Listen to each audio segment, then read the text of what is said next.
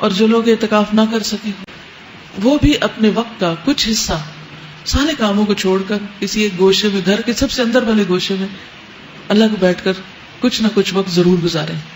یہ سب کچھ چھوڑ کر اللہ کی طرف متوجہ ہونا جو ہے اس کے اپنے فائدے ہیں اور یہ انسان کی ضرورت ہوتی. اگر مکمل 10 دن کا اعتکاف کرنا نہ ملے تو آپ آخری 3 دن بیٹھ جائیے، لیکن وہ مسنون اعتکاف نہیں ہوگا. اگر وہ نہ ہو تو آخری 1 دن بیٹھ جائیے، اگر 1 دن نہیں تو چند گھنٹے کے لیے بیٹھ جائیے، لیکن کچھ وقت تنہائی میں ضرور گزاریے، عبادت کی حالت میں، روزے کے ساتھ. اب یہاں جو آپ کے ذہن میں سوال آ رہا ہوگا کہ عورتیں کہاں اعتکاف کریں، مسجد میں کریں کہ گھر میں کریں؟ تو بات یہ ہے کہ اعتکاف تو مسجد ہی میں ہے، لیکن اگر کسی مسجد میں یا قریب میں کوئی ایسی جگہ ہے ہی نہیں، یعنی مسجد میں تو عموماً بعض اوقات عورتوں کی نماز پڑھنے کی جگہ نہیں، تو اعتکاف کی جگہ کہاں ہوگی؟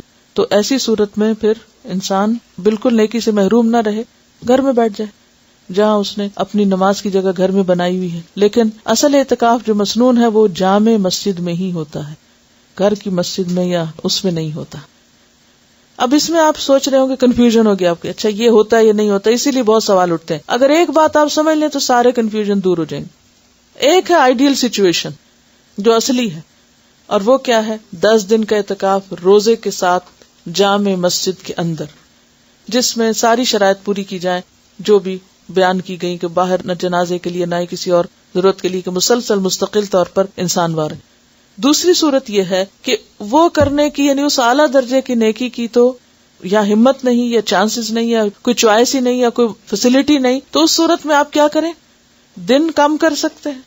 اگر کسی کو کوئی ایسا شرعی عذر ہے کہ روزہ نہیں رکھ رہا تو سوچتا چلو میں ایک جگہ بیٹھ کے عبادت کر لوں، مسجد میں نہیں تو گھر میں بیٹھ جائے، وہ پھر کیا ہے؟ کنوینئنس کا اعتکاف ہے.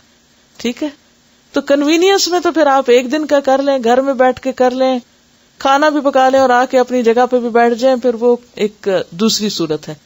تو اس فرق کو اگر آپ پہچان جائیں تو سارے مسئلے حل ہو جائیں گے. یا تو آپ وہ اعتکاف کریں جو اصل اعتکاف ہے، جس کو اعتکاف کہا گیا، اور اگر وہ نہیں تو پھر جو چاہیں کریں، جتنی دیر بھی کریں، کیونکہ عبادت ضائع نہیں ہوتی.